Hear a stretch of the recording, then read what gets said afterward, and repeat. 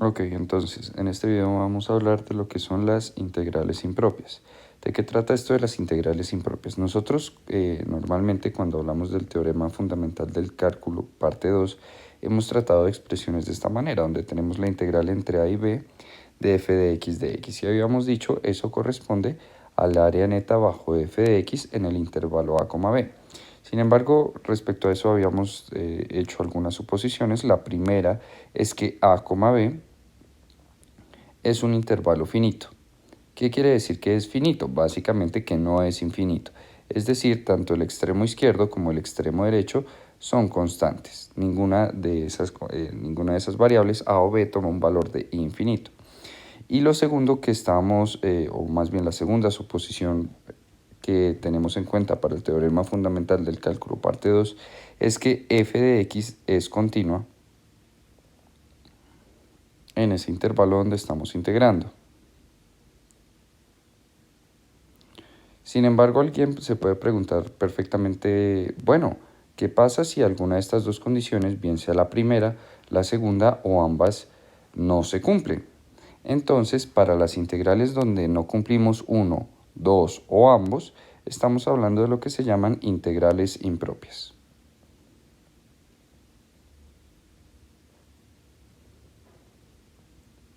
Y de acuerdo a lo que habíamos dicho, pues si mis integrales impropias atacan estos dos frentes, pues eventualmente mis integrales estarán relacionados con esos casos. El primero de esos casos precisamente se llama intervalos infinitos.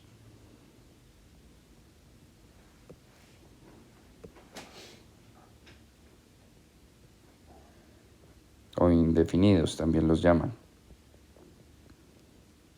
Y el segundo de esos casos trata de lo que se llaman los integrandos discontinuos.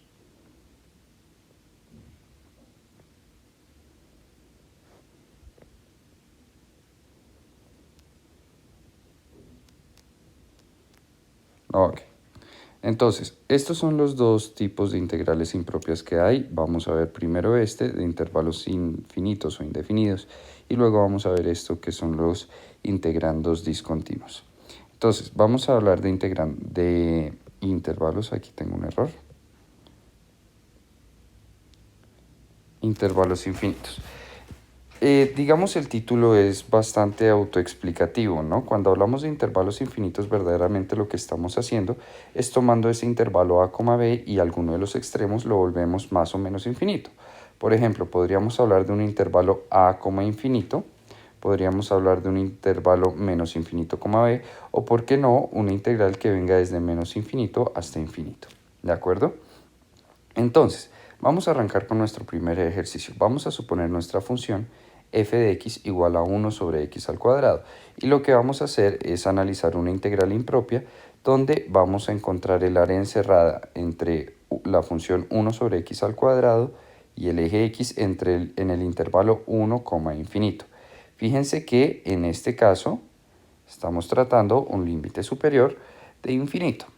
Entonces, analicemos un segundito eso. ¿Por qué es importante analizarlo antes de resolverlo? Pasa lo siguiente. La integral es el área bajo la curva, ¿cierto? La integral definida. Alguien puede decir, oiga, pero si yo me vengo por acá hasta infinito, quiere decir que yo voy a ver toda esta área y voy a seguir viendo área y siempre voy a seguir viendo área. Y eso no haría que entonces mi área fuera infinita. Esa es una pregunta bastante interesante y es de por sí completamente válida y es de lo que nace todo este tema de las integrales impropias. La respuesta es no necesariamente. Pasa lo siguiente. Si nosotros pensáramos en esto como una sumatoria de Riemann, verdaderamente lo que estamos haciendo es llenando nuestra curva de rectángulos.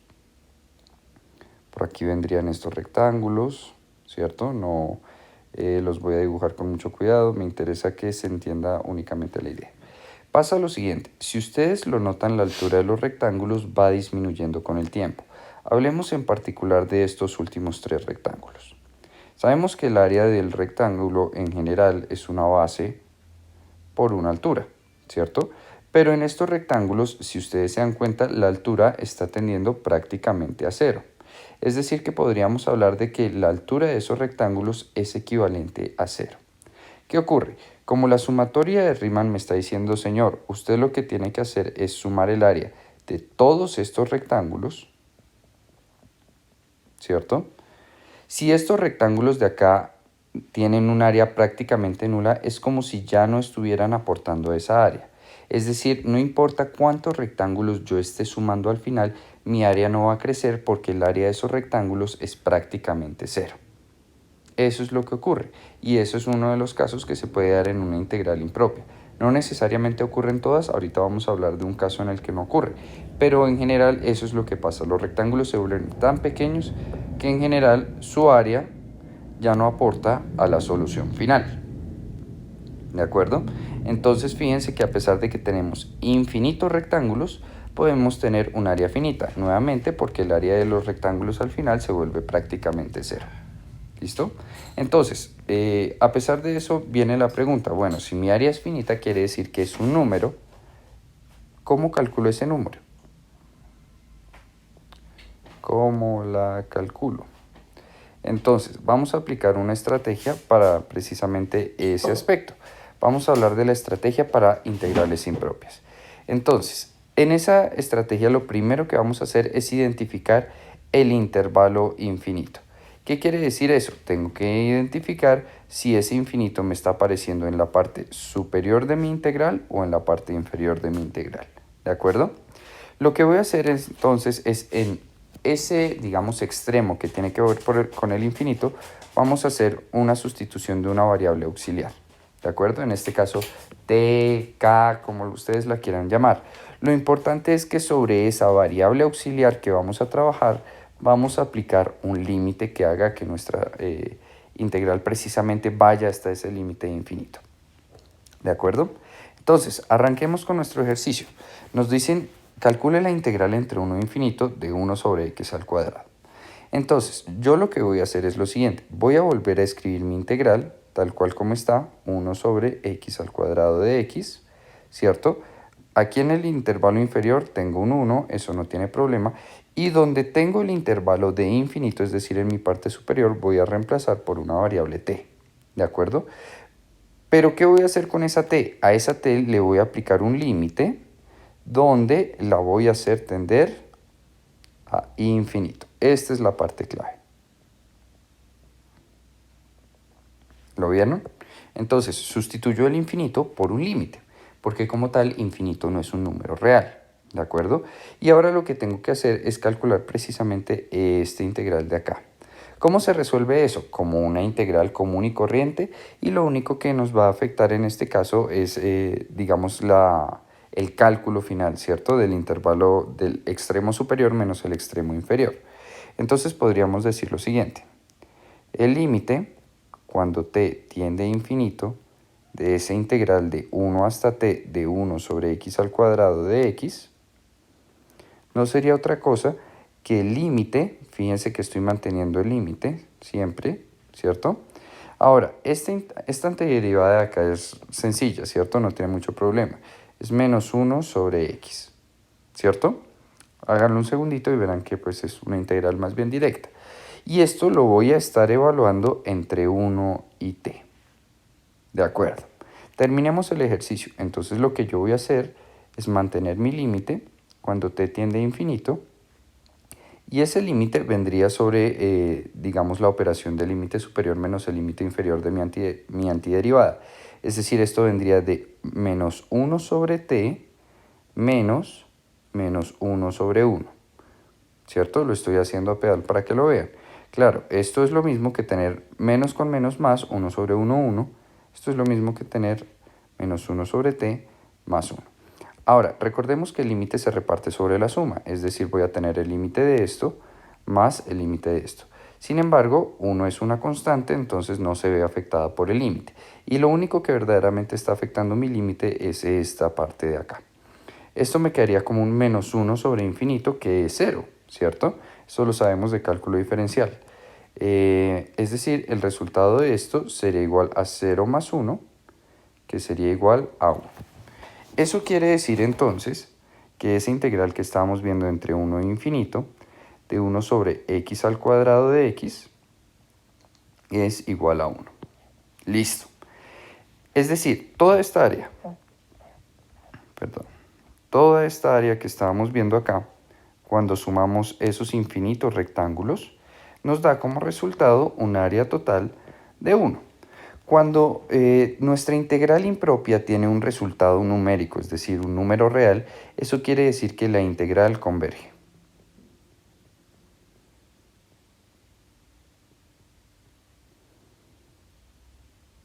¿Listo? Sin embargo, es importante recordar algo, y es que no todas las integrales convergen. O más bien, no todas las integrales impropias convergen.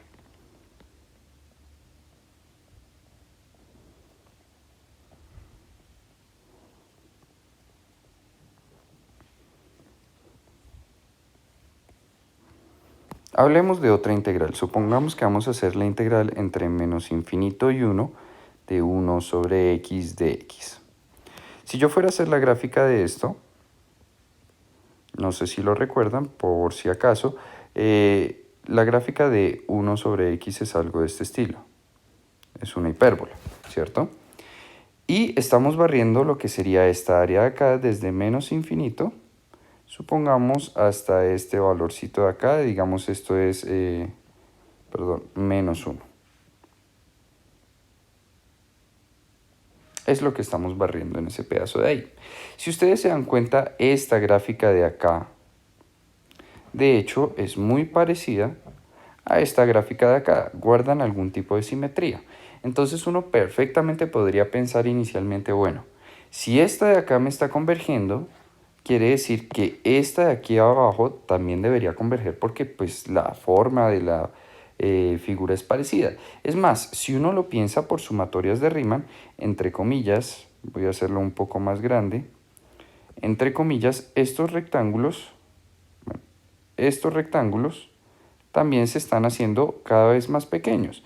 Entonces, bajo la premisa que habíamos trabajado acá, donde el área de los rectángulos al final se volvía a 0, pues inicialmente uno diría, oiga, no hay motivo para pensar que esto de acá no converja. Vamos a ver si es cierto. Entonces, vamos a arrancar nuestro ejercicio. Tenemos la integral entre menos infinito y menos 1 de 1 sobre x de x. Recuerden que esto lo que hacemos es aplicar el límite cuando t tiende, en este caso, a menos infinito, ¿cierto? Y ese punto, o más bien ese extremo que tiene que ver con el más o menos infinito, lo reemplazo por esa variable t. Y tendría una integral de este estilo. Ahora, esa integral es directa, ¿cierto? Es un logaritmo natural. Pero ojo, recuerden que es el logaritmo natural del valor absoluto de x, ¿cierto? Si no ponemos ese valor absoluto nos va a dar dolores de cabeza, porque si ustedes se dan cuenta tenemos extremos negativos. Si olvidamos ese valor absoluto estaríamos calculando el logaritmo natural de un valor absoluto y eso nos da mat error. Listo. Entonces, este resultado lo vamos a evaluar entre t y 1, y menos 1, perdón. Y esto sería lo mismo, entonces, que el límite, cuando t tiende a menos infinito, de lo que sería el logaritmo natural de 1, ¿cierto? Por el valor absoluto, voy a poner acá el paréntesis, menos el logaritmo natural de t. Espero que eso haya sido claro. Bueno, nuevamente, mi límite se va a repartir para cada una de las partes. En particular, esto es una constante que sabemos que me da 0, ¿cierto? ¿Y cuánto me estaría dando este pedacito de acá? Este pedacito de acá, piénsenlo un segundito, esto es valor absoluto, se me había quedado por ahí el valor absoluto. Ahora sí, piénsenlo un segundito. Cuando yo reemplace, entre comillas, esto sería menos logaritmo natural de infinito, y sabemos que el logaritmo natural de infinito es infinito, entonces el resultado sería menos infinito. Quiere decir, primero tiene todo el sentido del mundo que sea negativo. ¿Por qué? Porque mi área está bajo el eje X. Entonces el resultado sí o sí tenía que tener un número negativo. Pero ¿por qué nos está dando menos infinito en este caso? Resulta que eso tiene que ver con, digamos, la velocidad en la que una función decrece. Miremoslo un momento acá.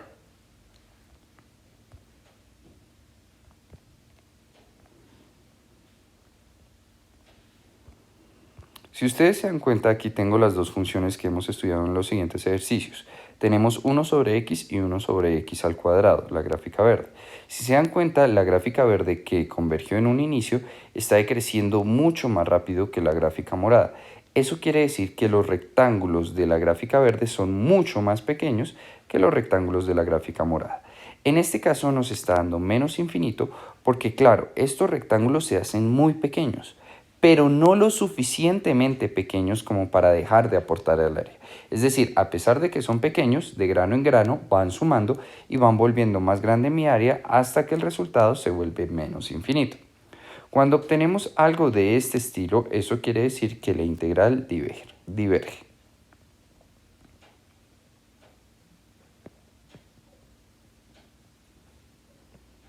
¿De acuerdo? Listo. Y en un tercer caso podríamos hablar de, bueno, ya nosotros vimos un escenario donde tenemos un límite superior que es infinito, ¿cierto? Y ya calculamos la integral entre una constante e infinito, fue el primer ejercicio. Ya vimos qué es lo que ocurre cuando también tenemos menos infinito como nuestro límite inferior. Ahora, ¿qué es lo que sucede? Si tanto esta integral como esta integral, es decir, mi integral 1 como mi integral 2, convergen, que no es el caso nuevamente para esta integral de acá, pero puede que hayan integrales que sí lo hagan, ¿cierto? Entonces yo podría hablar de lo que sería la integral entre menos infinito e infinito de f de x de x.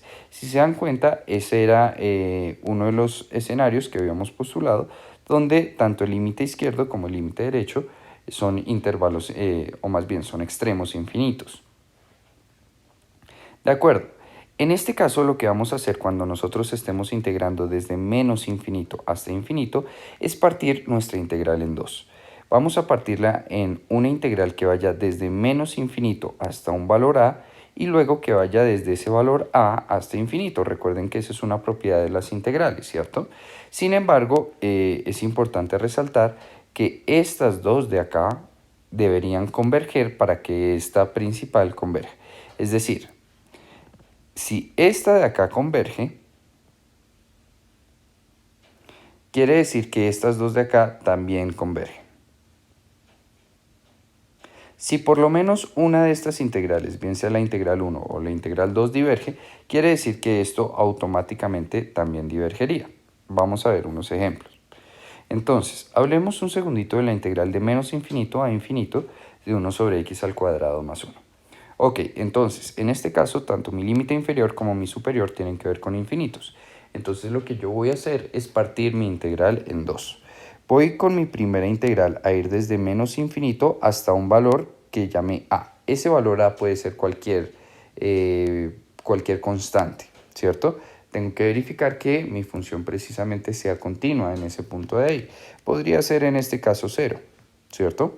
Entonces voy desde menos infinito a 0, la función 1 sobre x cuadrado más 1 de x, y luego voy a ir desde 0 a infinito en la misma función. Ok, entonces nuevamente estamos hablando de la integral 1 y de la integral 2. Y lo que vamos a hacer es resolverlas por separado.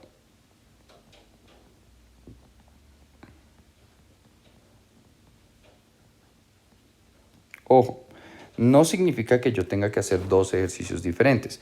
¿Por qué? Porque la función que estamos integrando es la misma. Eso quiere decir que a pesar de que cambie los límites de integración, la antiderivada va a ser la misma. ¿De acuerdo? Entonces, supongamos que estamos trabajando esta integral, la integral de menos infinito a 0 de 1 sobre x al cuadrado más 1, lo que llamamos la integral 1. Esto sería una integral directa que es, de hecho, la tangente inversa, ¿cierto?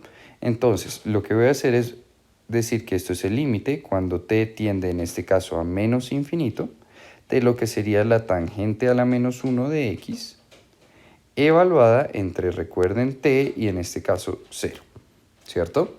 Perfecto, es un poco directo, pero confío en que lo pueden hacer. Si no, los invito a que hagan el proceso para llegar a ese punto. Ahora, esto me daría el límite, cuando t tiende a infinito, entonces, de lo que sería la tangente a la menos 1 de 0 menos la tangente a la menos 1 de t. De acuerdo, la tangente a la menos 1 de 0 automáticamente se me vuelve 0. ¿Y esto de acá cuánto me da? Entonces, fíjense una cosa, estamos a menos infinito, perdón, aquí me faltó ese.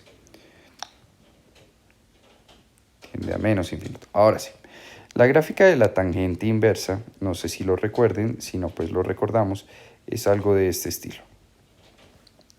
Donde este valor tanto por encima como por abajo tiene que ver con pi medios, particularmente pi medios positivo y menos pi medios. Fíjense que lo que estamos teniendo es el límite cuando esto tiende a menos infinito, es decir, es como si fuera entre comillas la tangente a la menos 1 de menos infinito. Esto de acá está mal escrito, ¿por qué? Porque menos infinito como tal no es un número real, ¿cierto? Por eso es que estamos usando el límite. Pero digamos es una ayuda mnemotécnica para ayudarnos a hacer caer en cuenta que lo que estamos viendo es este valor de acá. Entonces, apenas caigamos en cuenta de eso, lo vamos a quitar para no cometer falacias matemáticas y lo que vamos a decir es, bueno, si esto me está dando menos pi medios, es como si fuera menos pi medios, que sería ese valor de acá nuevamente, y esto sería igual a pi medios. Ok, ese es el resultado de la integral 1. Fíjense que este valor converge, es decir, esto de acá cumplió esta condición, está convergiendo. Es decir, que puedo pasar a calcular la segunda integral. Si esto de acá por motivos de la vida me hubiera dado infinito, resulta que yo ya no tendría que calcular mi segunda integral. Automáticamente yo podría decir que esto hace que toda la integral diverja. Toda la integral, todo el ejercicio, no hay que seguirlo haciendo, ¿de acuerdo? Pero como no es el caso, tenemos que seguir con la segunda integral. Ahora, en la segunda integral sabemos que estamos viendo la integral desde 0 hasta infinito de lo que sería la tangente a la menos, 1 sobre x cuadrado más 1 de x. Y ya sabemos, porque es un ejercicio muy parecido al de acá, que el resultado va a volver a ser el límite cuando t, en este caso, tiende a infinito, de la misma antiderivada. La antiderivada no me está cambiando, tangente a la menos 1 de x. Lo único que me está cambiando en este caso serían los límites de integración, donde aquí tendría 0 y t. Sé que en este caso sería, esto sería igual al límite cuando t tiende a infinito de tangente menos 1 de 0, perdón, de t, que sería el límite superior, de t menos tangente a la menos 1 de 0. Perfecto, sabemos que tangente a la menos 1 de 0 es 0 y sabemos de nuestro ejercicio anterior que ahora cuando yo veo la tangente en infinito, el resultado viene siendo pi medios. Es decir, esto de acá es igual a pi medios. Perfecto, también converge. ¿Qué quiere decir y qué tengo que hacer ahora con mi integral? Mi integral va a ser la suma de estos dos valores, de la integral 1 y de la integral 2. Es decir, la integral entre menos infinito e infinito de 1 sobre x cuadrado más 1 de x va a ser lo mismo que pi medios de esta integral 1 más pi medios de esta integral 2. Es decir, el resultado va a ser pi. Listo. Eso quiere decir que la integral converge. ¿Por qué? Porque tanto la integral 1 como la integral 2 convergen también. ¿Listo? Ok, entonces, ese fue el primer caso de las integrales impropias. En el segundo caso vamos a estudiar estos integrandos indefinidos o discontinuos, ¿de acuerdo? Este caso en particular habla de qué ocurre si hay asíntotas en mi intervalo. Claro, esas asíntotas de hecho, tienen dos opciones y es que estén localizadas en un extremo o que estén localizadas en un intermedio. Y vamos a abordar cada uno de esos temas a partir de estas gráficas de acá. Arranquemos pensando en el extremo izquierdo, de la gráfica. Entonces, tenemos una función negra con una asíntota vertical en el extremo de A y queremos calcular esa integral, la integral entre A y B de lo que sería f de x. ¿Qué es lo que ocurre? Aquí tengo una asíntota en A. Entonces, la estrategia de integración para estos casos es muy parecida. Es reemplazar por una variable donde tengo ese problema que me vuelve la integral impropia y aplico un límite. En este caso, fíjense lo siguiente. ¿Dónde tengo mi problema? En A, que es donde está la asíntota. Entonces, donde está A, pongo una variable, digamos, auxiliar que voy a llamar T. Mi variable B no tiene problema, entonces la dejo quietica. Esto va a ser de f de x. Pero ahora, yo tengo que aplicar un límite para que T se acerque a A. Sin embargo, ese límite tiene que llegar por este lado, que es por donde me estoy moviendo yo. Es decir, es un límite que viene por la derecha. Es decir, esto lo tengo que expresar como el límite cuando T tiende a A por la derecha. ¿De acuerdo? Y así vamos a formular los casos en los que tengamos un extremo izquierdo con asíntota. En este caso de acá, digamos cuando tenemos un extremo derecho, el ejercicio va a ser muy similar. En este caso, como el extremo derecho es el que tiene el problema, ese lo reemplazo por una T. Mi extremo izquierdo que está bien, lo dejo quietico. Y lo que voy a hacer es aplicar un límite. Pero ahora fíjense por dónde estoy llegando al extremo que tiene un problema. Estoy llegando por la izquierda. Es decir, esto tiene que tender a B por la izquierda. ¿De qué? De f de x. ¿De acuerdo? Y así vamos a tratar discontinuidad asíntotas por el lado derecho del intervalo. Claro, nosotros también podríamos tener una asíntota en la mitad del intervalo o en algún punto intermedio del intervalo. Entonces, supongamos que esa asíntota ahora está entre A y B en un punto C. Y nosotros queremos calcular la integral de A B de f de x. Fíjense que lo que tengo que hacer en este caso es partir mi integral en dos. Una integral antes de la asíntota y otra integral después de la asíntota. Entonces, esa primera integral, fíjense en lo siguiente. Falta un poquito de espacio acá. En esa primera integral voy a recorrer este espacio de acá, entre A y C. Si se dan cuenta, el extremo A no tiene problema, y el que tiene problema es el intervalo, el extremo superior, que es C. Entonces, ese C lo voy a repartir de la siguiente forma. Es como si, bueno, de pronto antes de aplicar el límite, es como si fuera a ser verdaderamente esto. Y voy a dejar aquí un espacio bien grande para poder escribir el límite. Básicamente esto es lo que estoy haciendo. Una integral para antes de la asíntota y otra integral para después de la asíntota. Estoy rompiendo mi integral en dos. Pero claro, C es una asíntota, entonces no la puedo tomar así de gratiniano. Donde esté C, voy a utilizar esa variable T. Y entonces voy aquí a aplicar el límite cuando T tiende, en este caso, fíjense que en la primera integral estoy llegando a C por la izquierda. Bien, ahora, en mi segunda integral, ¿qué ocurre? En mi segunda integral cojo ese C, lo reemplazo por mi variable T, pero ahora esa variable T está llegando por la derecha.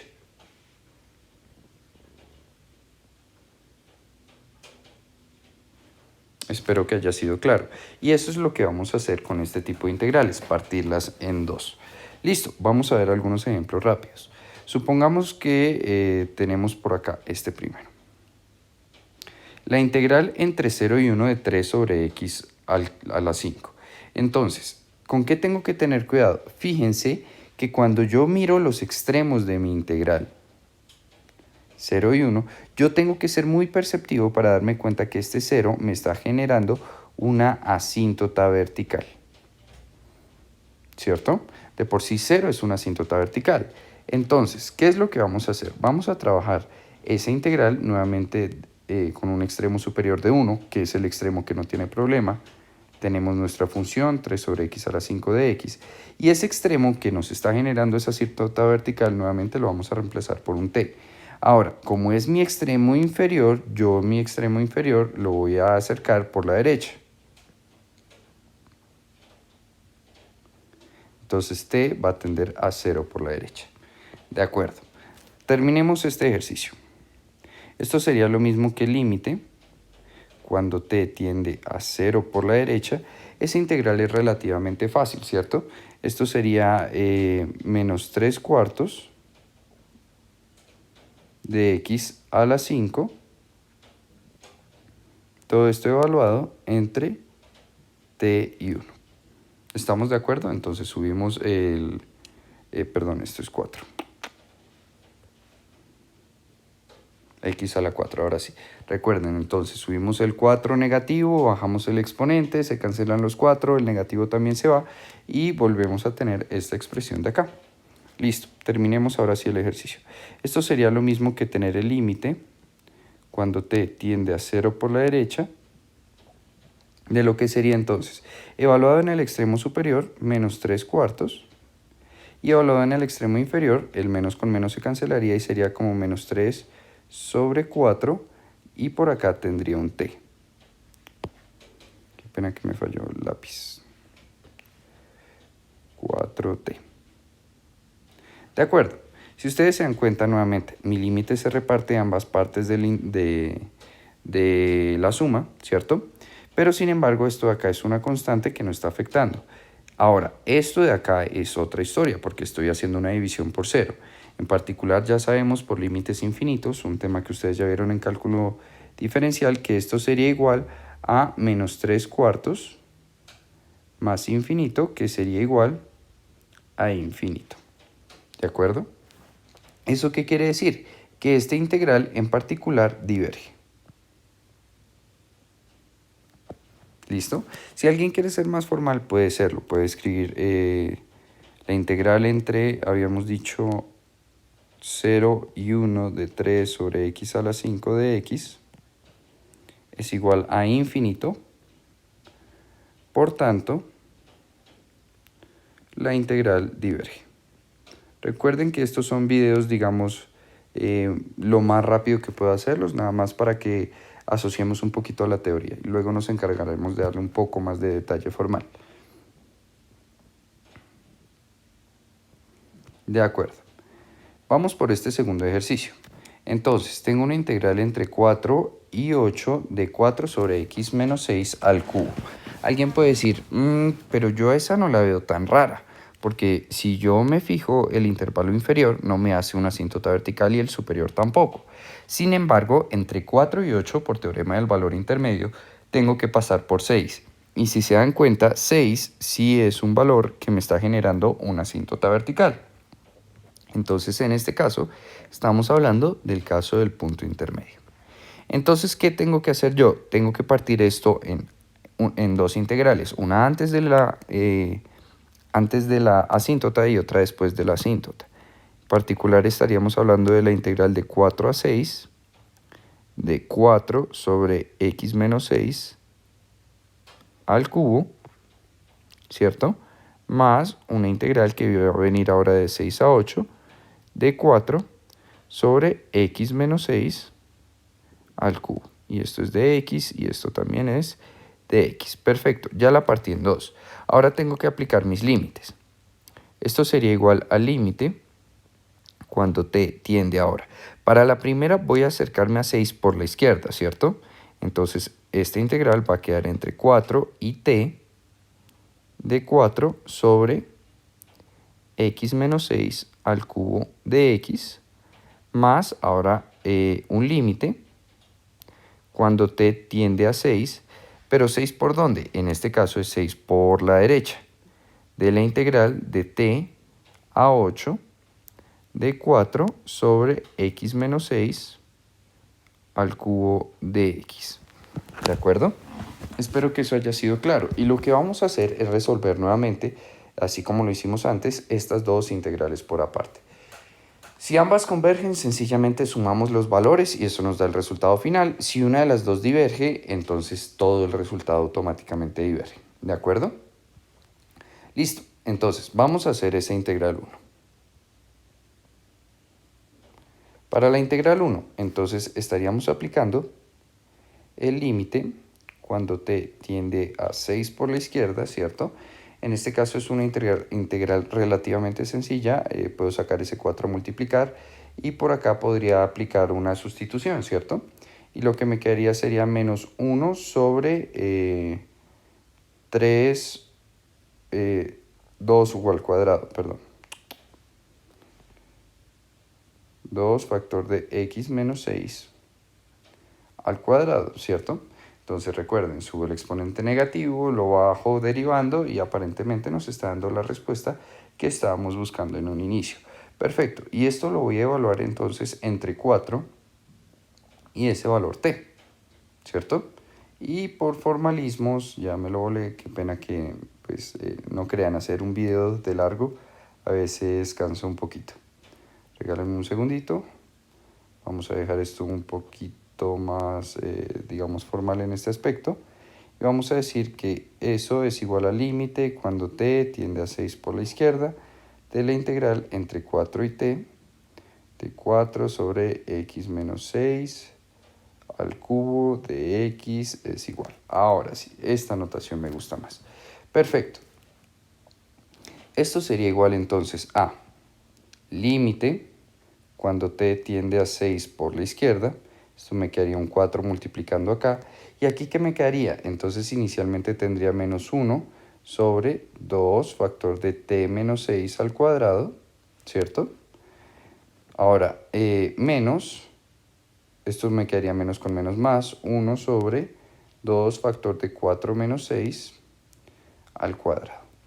Bien, si ustedes se fijan, esto de acá es una constante, no tiene problema, pero esto de acá, pues aparentemente nos sigue dando una asíntota. En este caso en particular, esto nos estaría dando 4, factor de, esto me estaría dando menos infinito, sí, esto me estaría dando menos infinito, más lo que sea que me dé acá. En este caso estaríamos hablando de 4 menos 6, eso me estaría dando menos 2, esto me estaría dando más un cuarto, más un octavo. Sin embargo, el resultado de esto es menos infinito. ¿De acuerdo? Entonces, lo que podemos decir es que esto de acá diverge. Ahora, démonos cuenta de una cosa. Como la integral 1 diverge, quiere decir que toda la integral que estábamos viendo acá también diverge. No es necesario calcular esta integral 2 porque la integral 1 ya diverge. ¿Qué quiere decir eso? Que la integral entre 4 y 8 de 1 sobre x menos 6, todo esto al cubo, perdón, 4 sobre x menos 6 al cubo de x, diverge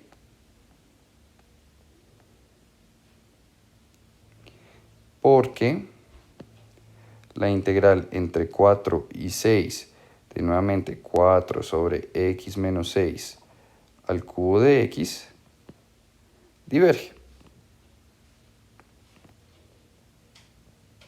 Esta sería la respuesta.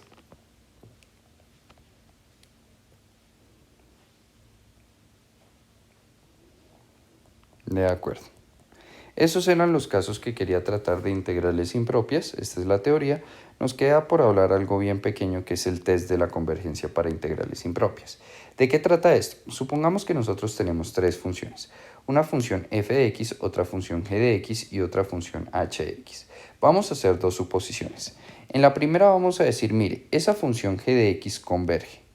¿De acuerdo? Y no solo converge, sino que g de x es mayor o igual a f de x a partir de un valor m. ¿Qué quiere decir gráficamente esto? Que yo puedo tener una función g de x, mi gráfica roja, y mi función f de x, mi gráfica azul. A partir de cierto valor m, la gráfica roja va a ir por encima de la gráfica azul. ¿Sí o no? Ahora, hablemos un segundito de las sumatorias de Riemann. Sabemos que si quisiéramos encontrar un área, regálenme un segundito. Ahora sí. Si nosotros quisiéramos encontrar un área, lo que tenemos que hacer es llenar eso de rectángulos, ¿cierto? Pasa lo siguiente, comparemos este rectángulo rojo con este rectángulo azul que tengo ahí.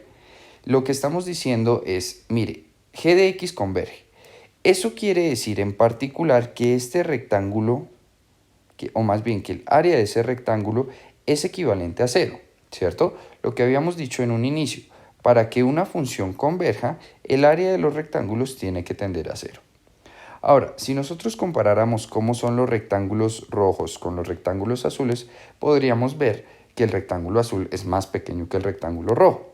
¿Qué quiere decir eso? Que si el rectángulo rojo tiende a 0, el rectángulo azul, aún con más veras, tenderá a 0.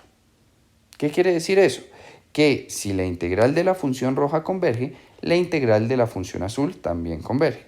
Es decir, si g de x es mayor a f de x para todo x mayor a m y g de x converge, que es lo que acabamos de plantear acá, entonces la integral entre m e infinito de f de x converge. ¿De acuerdo? Es decir, si la función de arriba converge, la de abajo también converge. Ahora, supongamos un caso contrario. Supongamos que ahora tenemos una función h de x y lo que tenemos es que nuestra función es mayor a esa h de x. Nuevamente para cualquier x mayor o igual a m. ¿De acuerdo? ¿Qué ocurre si h de x diverge? Entonces, miremos nuestras gráficas un segundito. Tenemos la función que estamos estudiando, que es f de x, y tenemos otra función que es h de x. En algún punto m, la gráfica de f va por encima de la función de h.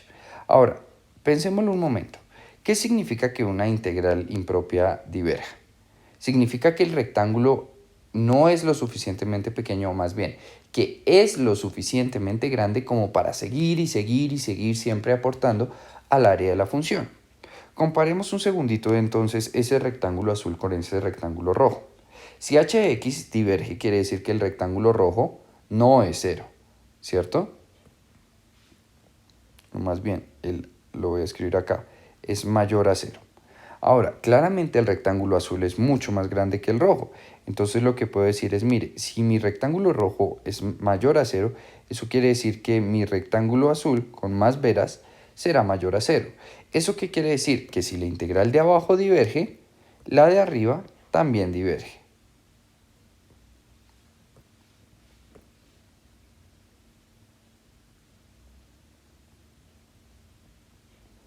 Y me quedé sin espacio. Lo voy a escribir aquí, diverge. ¿De acuerdo? Nuevamente, si la de abajo diverge, la de arriba diverge. Miremos un ejemplo entonces para esto. Determine si la integral de e a la x de x sobre e a la 2x más 3 converge o diverge. Entonces, cuando hablamos de comparación, y es algo que volveremos a tocar al final del curso cuando estemos hablando de series, lo que tenemos que buscar es una integral con la cual la vamos a comparar. Hay muchas estrategias para eso, pero vamos a plantear la más sencilla y es tomar los términos predominantes del denominador y del numerador. Entonces, yo lo que tengo que hacer para averiguar si mi integral diverge o converge es plantear una integral. Esa integral puede ser sacada del bolsillo, pero tiene que ser sacada con criterio. ¿Qué voy a hacer? Voy a irme a ambas partes de la fracción. La fracción tiene un numerador y tiene un denominador, ¿cierto? En el numerador voy a tomar los términos predominantes. ¿Qué son esos términos predominantes? Son los que crecen más rápido, de acuerdo a las funciones, por decirlo de alguna forma, más grandes. ¿Listo? Esto lo vamos a ver, se me olvidó poner acá los intervalos, digamos de 0 a infinito. ¿De acuerdo? Ahora sí tiene sentido. Listo. Entonces, voy a compararlo con una integral que también va a ir desde 0 a infinito.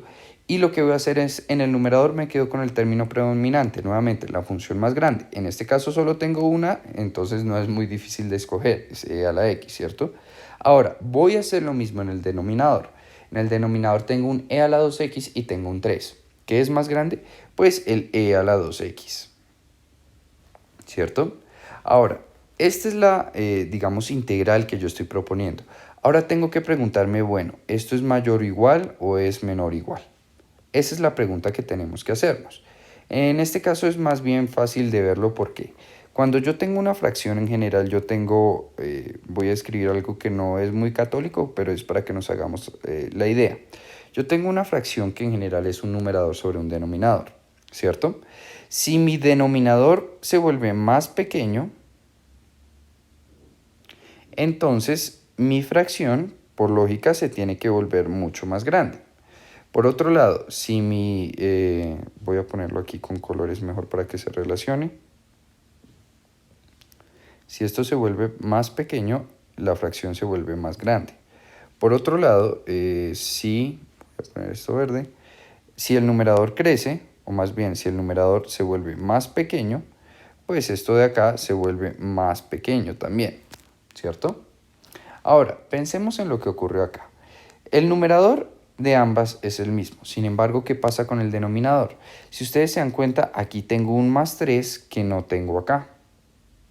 Eso quiere decir que este denominador es más grande. Y como el denominador es más grande, la fracción ¿cómo se vuelve? Más pequeña. Es decir, podríamos decir que esto de acá es menor o igual. Ahora, voy a seguir trabajando con ese menor o igual. 0 integral de 0 a infinito. Y voy a simplificar esto. Esto es 1 sobre e a la x de x. ¿Qué es lo interesante de esto? Por experiencia, porque ya he hecho el ejercicio, porque ya llevo un rato trabajando y con el tiempo ustedes también lo verán de totazo, yo sé que esta integral de acá converge. Es una integral impropia que converge. ¿Eso qué quiere decir? Como la integral de 0 a infinito de 1 sobre e a la x de x converge, fíjense una cosa, estamos hablando del primer caso, donde la función que estamos proponiendo va por encima, es decir, nosotros propusimos esta gráfica roja y estamos estudiando esta gráfica azul. Mi gráfica roja está convergiendo. Eso quiere decir que mi gráfica azul también converge, ¿cierto? Porque estoy diciendo que es menor o igual que la que yo propuse.